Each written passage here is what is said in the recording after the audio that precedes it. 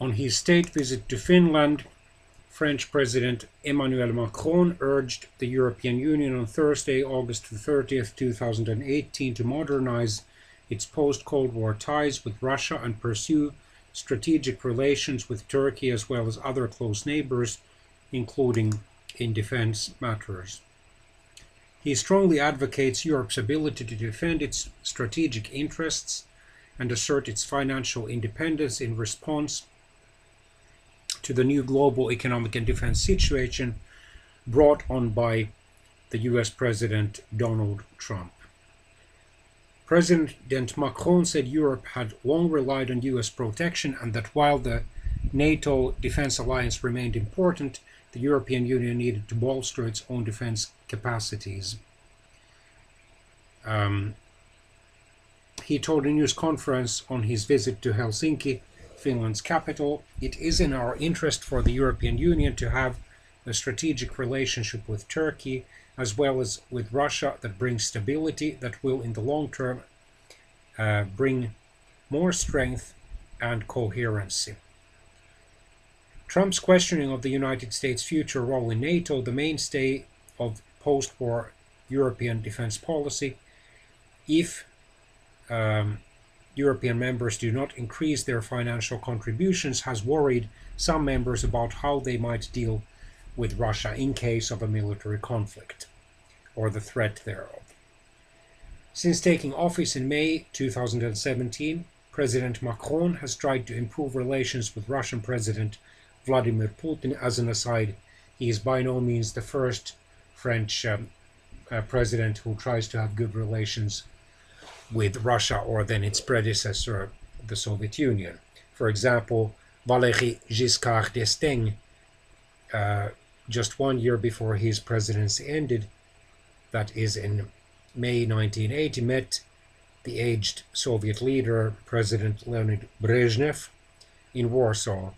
That was only about 5 months, or actually less than 5 months, after the Soviet invasion of Afghanistan had begun.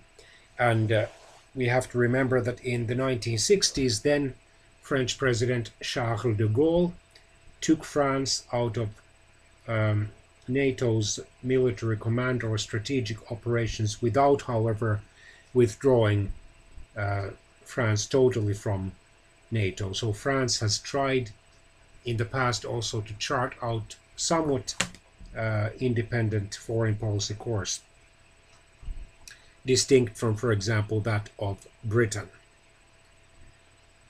These efforts have been complicated by fallout from Russia's unilateral annexation of Crimea in 2014, its role in a pro-Moscow rebellion in eastern Ukraine, its support for Syrian leader Bashar al-Assad in the long Syrian civil war, and allegations of Russian meddling in foreign elections.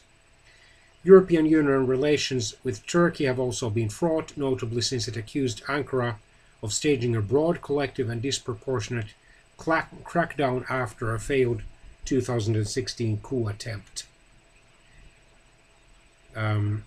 Macron said that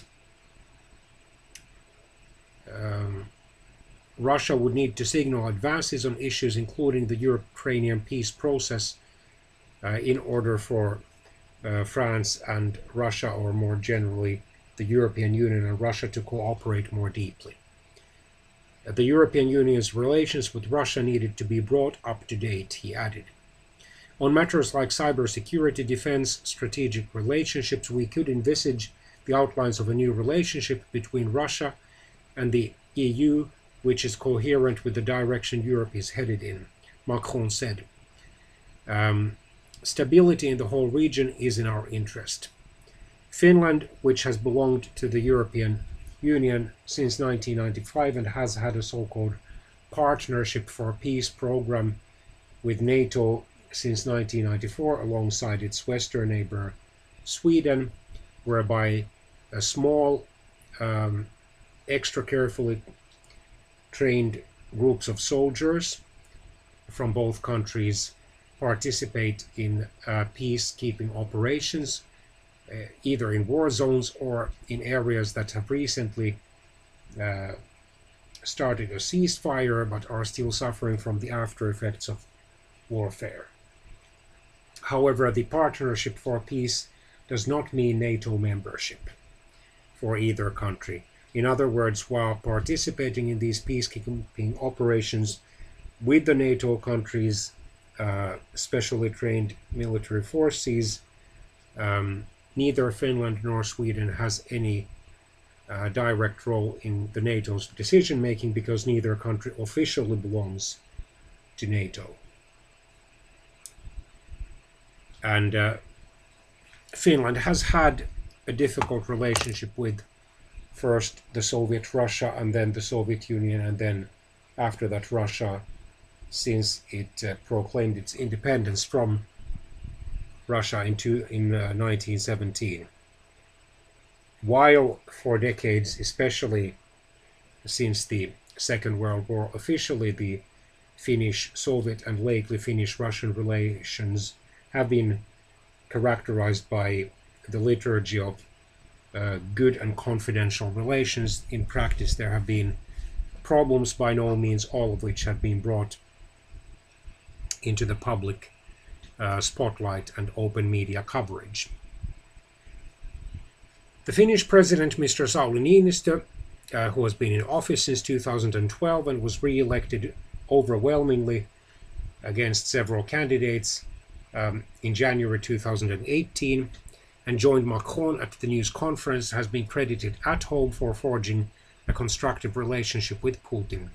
He said he wanted to see a shift in Russia's stance towards the Minsk Accords that aim to bring peace to eastern Ukraine before offering a new strategic relationship. According to the Finnish president, Russia wants closer economic ties with Europe, but the European countries or European Union countries cannot have closer relationships with Russia while the Ukraine question remains open.